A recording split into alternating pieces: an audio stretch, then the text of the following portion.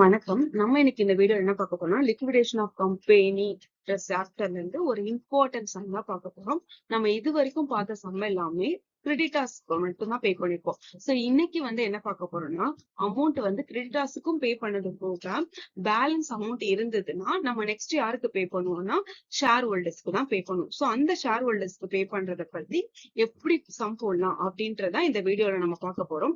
So இது வரைக்கும் நான் போட்ட வீடியோஸோட லிங்க டிஸ்கிரிப்ஷன் பாக்ஸ்ல கொடுக்குறேன். அதை பார்த்துட்டு அதுக்கப்புறமா இதை பார்த்தாதான் உங்களுக்கு இந்த வீடியோ புரியும். ஓகேவா? சோ இப்ப சம் பார்க்கலாம்.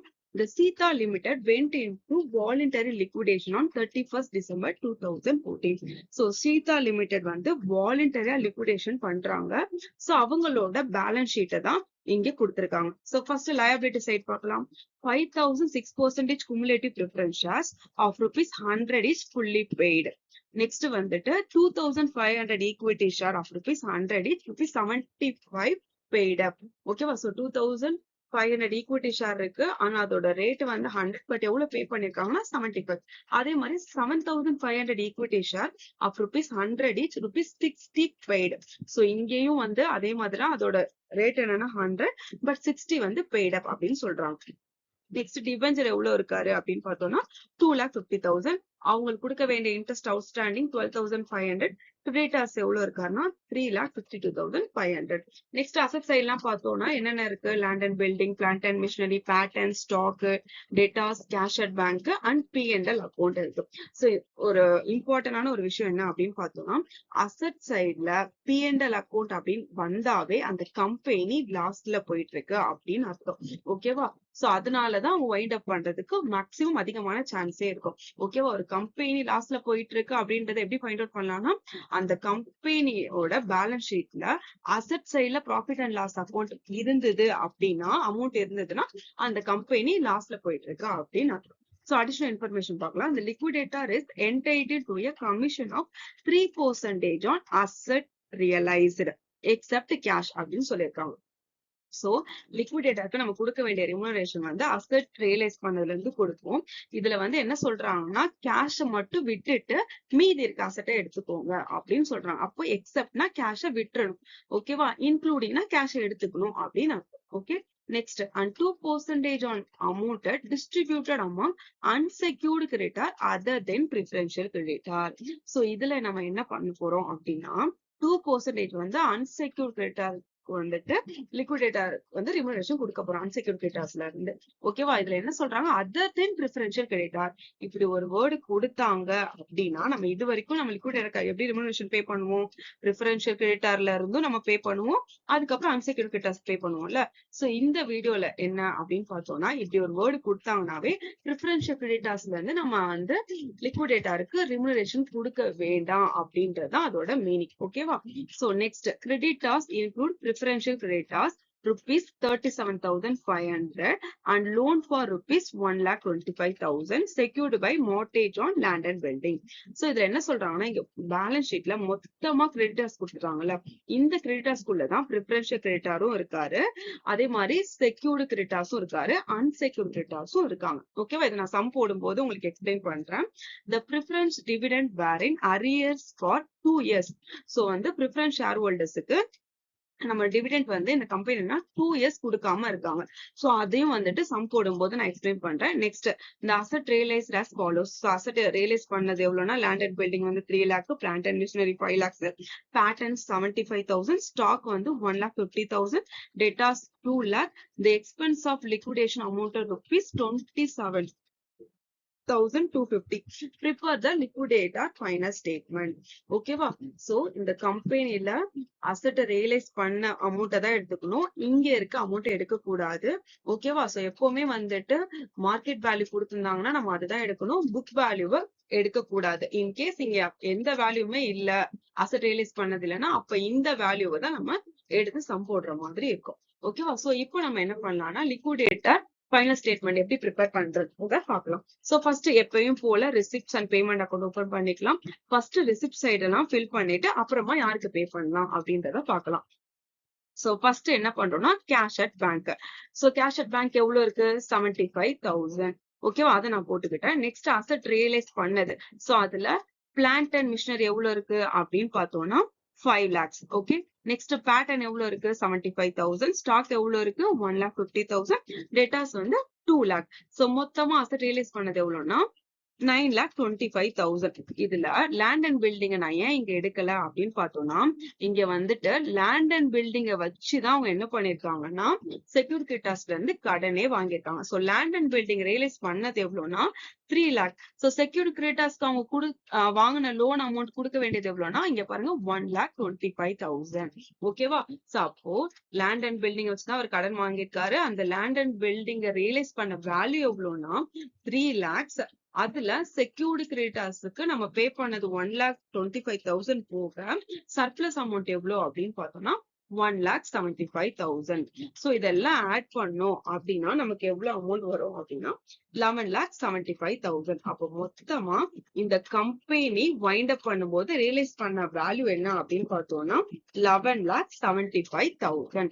சோ இதை வச்சுதான் நம்ம என்ன பண்ண போறோம்னா 1 by 1 பே பண்ணிட்டே வர போறோம். சோ ஃபர்ஸ்ட் என்ன பேமெண்ட் சைட்ல பாருங்க லீகல் சார்ஜஸ். சோ லீகல் சார்ஜஸ்ன்றது கொஸ்டின்ல இல்ல. சோ அதனால நில்.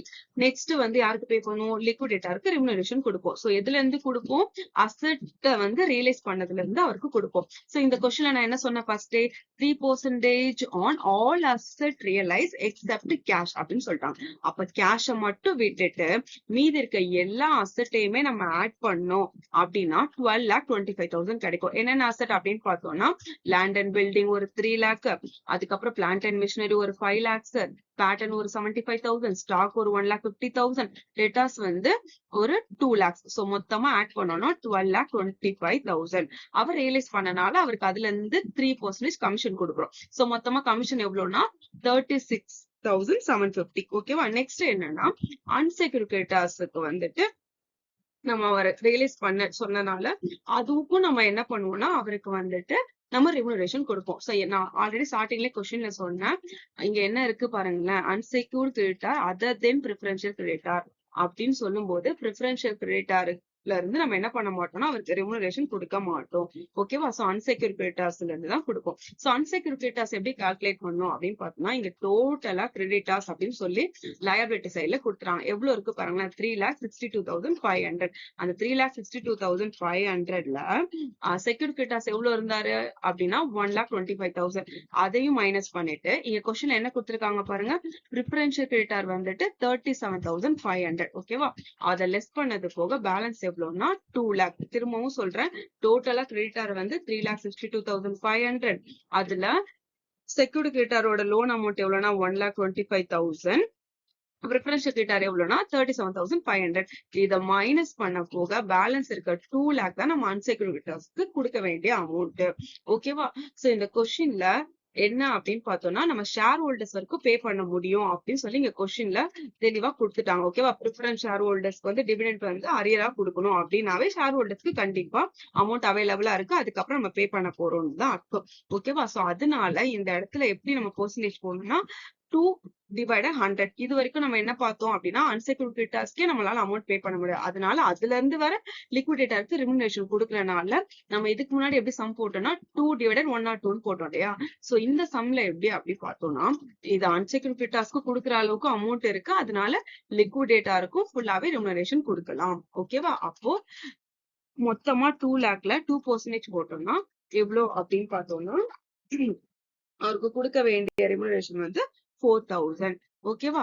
சோ அதுக்கு அடுத்த ஆர்டர் ஆஃப் பேமெண்ட்ல ஃபர்ஸ்ட் யாருக்கு பே பண்ணணும் அப்படின்னு பார்த்தோம்னா லிக்விடேஷன் எக்ஸ்பென்ஸ். சோ லிக்விடேஷன் பண்ணும்போது ஆன எக்ஸ்பென்ஸ் எவ்வளவு அப்படின்னு பார்த்தோம்னா 27,250.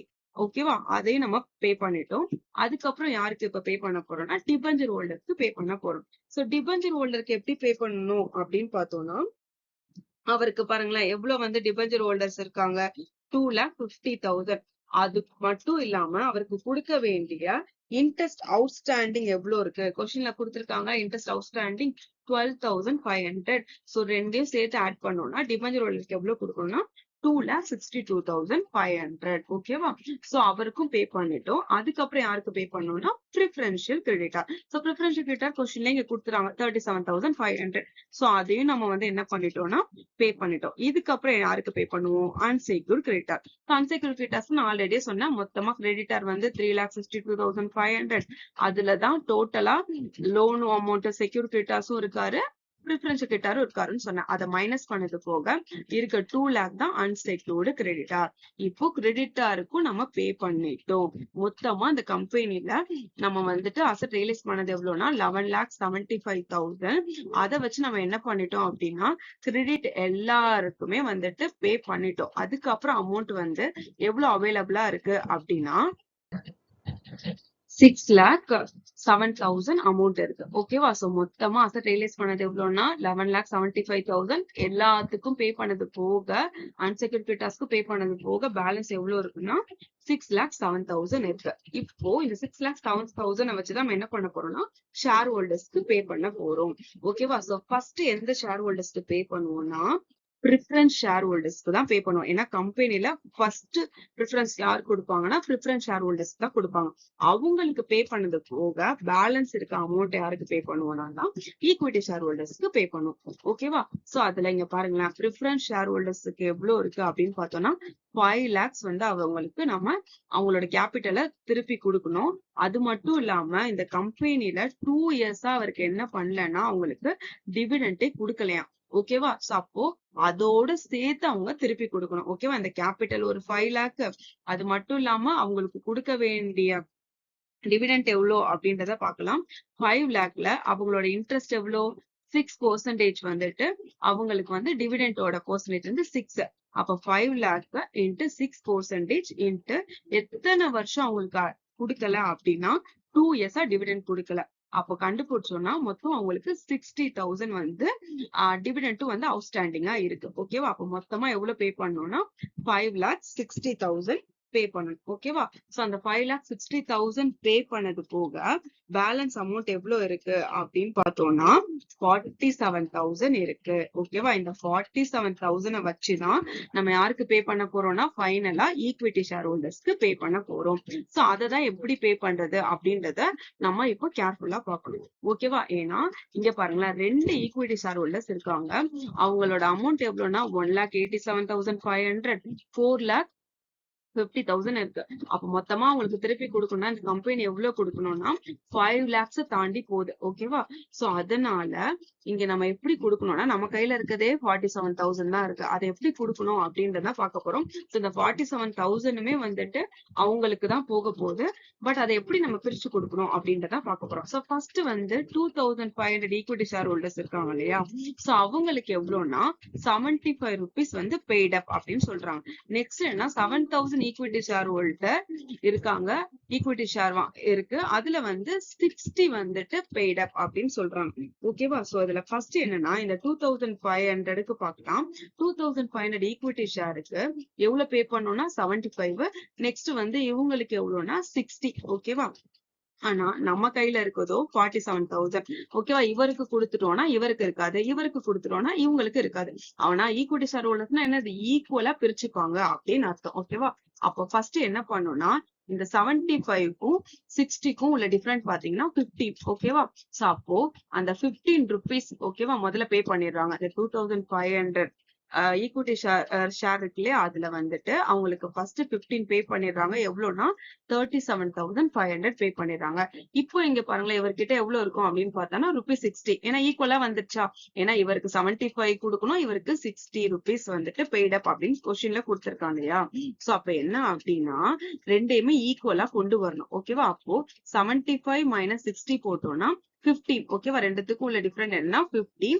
அப்ப ஃபர்ஸ்ட் வந்து என்ன பண்றோம்னா அந்த 2,500 ஈக்விட்டி ஷேருக்கு என்னன்னா 15 rupees ஃபர்ஸ்ட் பே பண்ணிடுறோம். அப்ப 37,500 பே பண்ணிடுறோம். ஓகேவா? அப்ப இங்கேயும் எவ்வளவு இருக்கும்? இப்போ 60 தான் இருக்கும். ஓகேவா? இங்கேயும் எவ்வளவு இருக்கு? 60 இருக்கு. அப்ப ஈக்குவலா கொண்டு வந்துட்டோம். அப்ப பேலன்ஸ் வந்துட்டு ஒரு ஷேருக்கு எவ்வளவுன்னு கண்டுபிடிச்சு நம்ம பே பண்ண போறோம். ஓகே?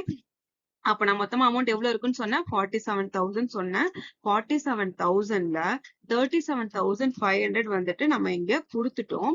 ஓகேவா? குடுத்தது போக பேலன்ஸ் எவ்வளவு அமௌண்ட் இருக்குன்னா 9,500 ருபீஸ் தான் இருக்கு. ஓகேவா? இந்த 9,500 ருபீஸ் தான் வந்து நம்ம என்ன பண்ண போறோம்னா இவங்க 2 பேருக்குமே குடுக்க போறோம். ஏன்னா இங்கேயும் வந்து 60 பெய்ட் அப் பண்ணோம், இங்கேயும் 60 பெய்ட் அப். நம்மளால அவ்வளவு கொடுக்க முடியாது. ஓகேவா? சோ இதை வந்து ஈக்குவலா உங்களுக்கு நம்ம எப்படி பிரிக்கிறதுன்றத பார்க்கலாம். மொத்தம் வந்து டோட்டலா ஈக்விட்டி ஷேர் எவ்வளவு இருக்கு? இங்க ஒரு 2,500, இங்க ஒரு 7,500.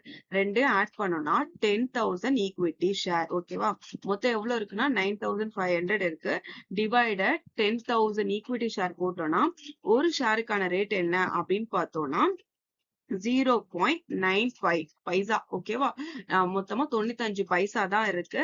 அப்போ அததான் என்ன பண்ணோம்னா ஈக்குவலா இவங்களுக்கு கொடுக்க போறோம். அப்ப 2,500க்கு 0.95 போட்டோம்னா 2,335. அதே மாதிரி 7,500 ஈக்விட்டி ஷேர் ஹோல்டர்ஸுக்கும் வந்துட்டு என்ன அப்படின்னா அதேதான் 0.95 போட்டோம்னா 7,125. ஓகேவா? நான் திரும்பவும் சொல்றேன். மொத்தமா வந்துட்டு ஈக்விட்டி ஷேர் ஹோல்டர்ஸ்க்கு எவ்வளவு கொடுக்கணும்னா 47,000.